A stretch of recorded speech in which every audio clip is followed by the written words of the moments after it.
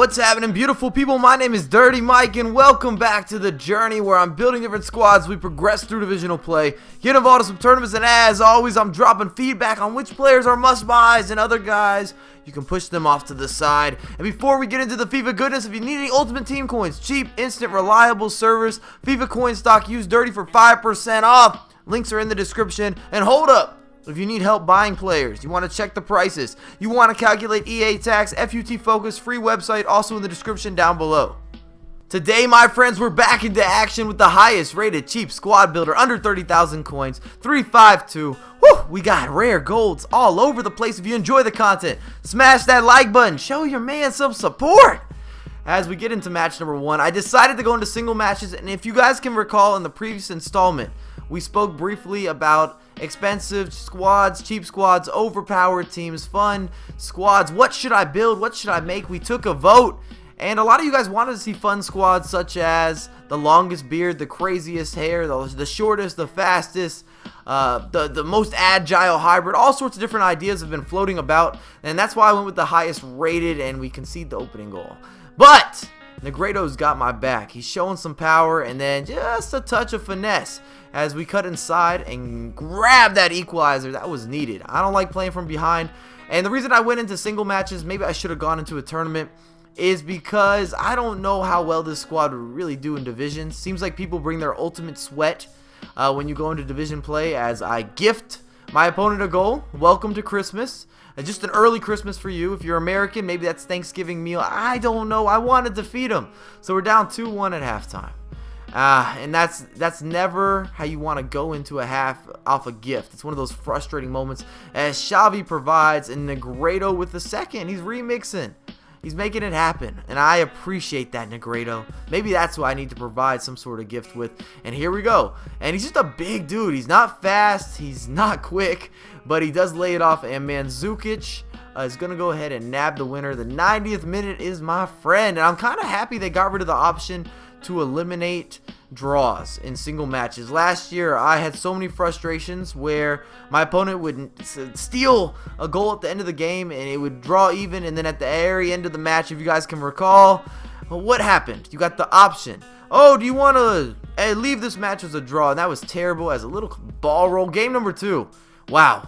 It was a crazy little match in the first half. Not much to show because he was pressuring so heavy that I was just trying to get in behind, And let's talk about the squad, because we've got so much to discuss. This 3-5-2 with this type of team is interesting because they're hard to pressure with. Ooh, as we hit the post. But I've gone with Reina in net, and that's for chemistry purposes. Otherwise, I could have got a higher rated goalkeeper, but I wanted to have PK, Martinez, Benatia, and they all worked out pretty well. The back line wasn't a big issue. Martinez is slow, and PK is slow, and they're a little bit awkward as we're heading into extra time. And when I'm talking about being a little bit awkward, they're just not agile. And if we could have got a finish here from Negredo, I would have had to phone home. I would have had to tell my mom, tell my dad, tell my sister, my girl, that I just scored a beautiful volley. As Mandzukic with the turn, kind of toe punches it under the goalkeeper. 112th minute. I don't know. Maybe the goalkeeper was tired. But we'll take it. And I get a breakout from a corner kick. And I took my time here. We squared it. And Shaqiri's on the end of that. 3-1. Game is over. He wants to get out. Connection has been lost to your opponent. So we're 2-0. But they have been struggles. And it's a little bit different in terms of gameplay than what you're used to seeing. Because it's hard to skill when everybody has 3-star skill moves and they don't turn as quick as you would like. I've got Busquets and Alonso, and these guys are pretty good CDMs, but very poor on the attacking end, and they're just sluggish. That's the only way to say it. And look at this for a finish. Wow. Edge of the box, as I was saying, you really can't do anything, but that was powerful. That had nothing the keeper could do but watch. It was definitely a great free kick. And my opponent in this match, as we get the equalizer, Negredo, powerful left foot. He was a great little skiller, and unfortunately this team versus high pressure and versus I think skillers, or guys that are really good with skill moves, because I have so many players that are big and they kind of lunge out of position and don't recover that well. It's kind of a tough situation as Xavi just just dials in, puts it into the back corner. 2-1, 2 chances. We're being efficient.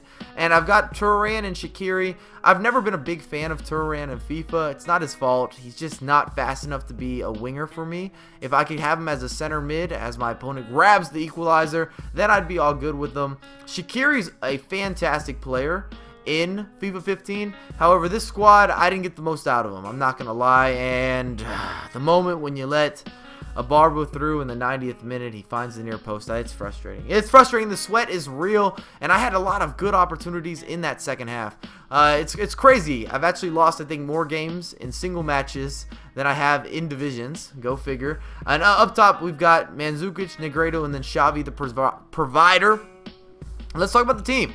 For pros, we have size. You've got a bunch of big players. You've got aerial threats.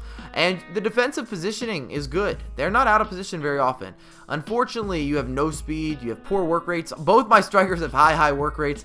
And then, as I was saying a little bit with being sluggish and just turning slow, that's a big problem. When both your strikers turn really slow, both your CDMs, all your center portion of players and personnel turn very slow other than Xavi. Xavi was my marquee player. And I gave the team a 5 out of 10 because I like to rate squads based on how easy it is to win with this team. I think it's fun to go ahead and replicate this squad and try it out. But if you're playing a wager, you're playing for money, you're playing only to win, this is going to be hard. And marquee player, Xavi, all day. He lacks some of the pace and power, but he's able to kind of make up for that because he's so precise, and he's one of the best passers in FIFA 15. If you guys enjoyed the content, smash that like button. Definitely hit me with some questions, drop some comments, and as always, if you enjoy everything, get with me on Facebook and Twitter, Dirty Mike USA, and I'll have a lot more content coming for you ASAP.